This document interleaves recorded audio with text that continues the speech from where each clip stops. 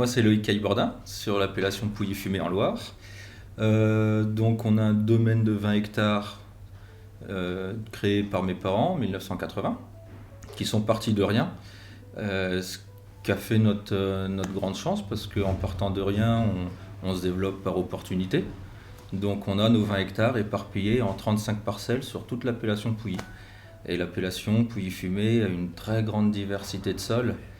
Si on simplifie, on va avoir 4 types de sols, d'où nos cuvées qui sont faites pour exprimer chacun de nos terroirs. Donc le développement a fait notre force finalement. Cette diversité, c'est notre force. L'amour du vin, la passion que mes parents m'ont transmise, la passion du goût. Le vin, c'est le partage, c'est de la gastronomie, c'est de la générosité. Donc je pense que tous les vignerons, on aime recevoir et bien manger. Donc ici, c'est un lieu parfait pour ça, ça nous correspond bien. Travailler le vivant, c'est le plus important, travailler le vivant. Pour faire des vins marqués par le terroir comme on fait exactement le même travail sur toutes nos parcelles pour vraiment avoir cette précision, cette rigueur et que ce soit le sol qui s'exprime. Donc biodynamie, on va avoir une biodiversité la plus riche possible.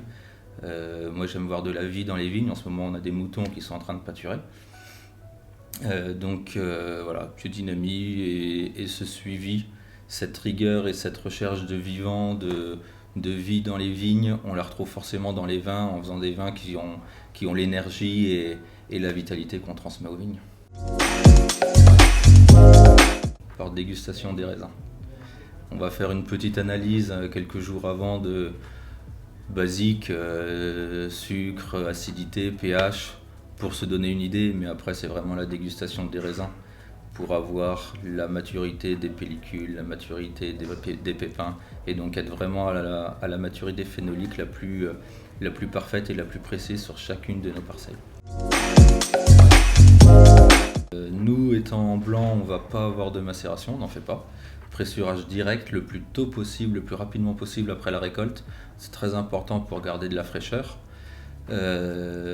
Donc au final, tout est grappé, mais pas de macération et des pressurages directs. Et ensuite, à la cave, on va avoir la même philosophie qu'à la vigne. Donc travailler le vivant. Et à la cave, si le travail était fait avant, on n'est vraiment qu'un accompagnateur du vin.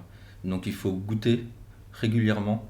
Et c'est en dégustant qu'on sait ce qu'il va falloir faire ou non. Voilà. Donc on est plus des accompagnateurs de nos terroirs que vraiment des gens qui vont agir beaucoup sur le vin.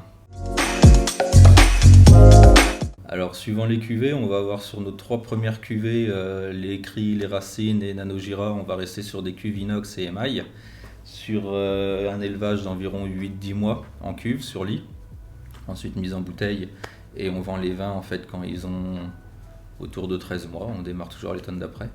Et après, ce qui est là où la recherche est encore plus intéressante, ça va être sur notre gamme Triptyque, ce qu'on fait en fût. Donc là, on est sur des fûts de 300 et 600 litres. On a un partenariat très proche avec notre tonnelier qui vient goûter les vins très régulièrement dans l'année, 3-4 fois minimum. Et on prend des notes, et comme ça, on évalue le travail qu'il a fait l'année d'avant sur le style de vin qu'on veut faire. Si on pense qu'il aurait fallu faire autrement, une chauffe un peu plus longue ou un peu plus faible, varier l'intensité de flamme. Et comme ça, chaque année, quand on commande nos fûts, on sait la météo de l'année en question. Et du coup, on reprend nos notes de dégustation pour essayer de tomber sur le mariage entre le fût et le vin le plus homogène possible et le mieux réussi. Okay. Et du coup, le choix des bois est forcément très important. Depuis 89 qu'on travaille en fût, qu'on fait ces cuvées 100% fût, on a essayé presque toutes les forêts de France. Et on revient sur une forêt particulièrement, la forêt de la Bertrange. Et c'est pas pour rien, c'est la forêt la plus proche du vignoble de Pouilly-Fumé, elle est à 15 km de chez nous. Et donc on est un peu sur les mêmes styles de sol, sur les mêmes strates géologiques. Donc on a un mariage entre nos vins, notre terroir et le terroir de la forêt de la Bertrange qui se fait. Et c'est pas pour rien, quoi. Avec grand plaisir. Donc en premier, on va avoir les sables, les sols les plus légers, qui vont nous faire les vins plus sur le fruit, d'une belle fraîcheur, une belle vivacité. On va vraiment chercher la notion de plaisir sur ce vin-là. Après, on va avoir les calcaires. Sol qui a une très grosse minéralité, une très grosse personnalité. On le voit dans toutes les appellations où il y a des calcaires, on peut les retrouver à force de les connaître. Les calcaires ont une minéralité très tendue, très précise, beaucoup de précision, de longueur et des beaux amers. Les calcaires apportent de la texture et des amers sur la bouche. Après, on a les marnes kimméridgiennes. Donc ça, c'est des terres blanches, des terres très argileuses. À l'inverse des sols calcaires qui sont des sols très secs, très drainants, les marnes captent l'eau et on a une circulation de l'eau à l'horizontale. On retrouve cette horizontalité dans les vins parce que les vins sont beaucoup plus en largeur, beaucoup plus amples, beaucoup plus de rondeur. Et après on a les silex. Les silex qui nous donnent toujours des vins très ciselés, très tendus, très précis. Nous, la particularité chez nous, notre vigne sur des silex, c'est sur des argiles à silex. Donc on a à la fois la rondeur, le gras, la puissance des argiles, avec le côté très ciselé, très tendu du silex qui vient équilibrer la puissance des argiles. Ah, c'est compliqué ça, parce que ça remonte à très longtemps forcément. J'ai la chance avec mes parents de goûter des vins, ils me font goûter des vins depuis tout petit. Je pense que je vais aller sur les vins de ma marraine, le château de Montmirail à Vaqueras-Gigondas.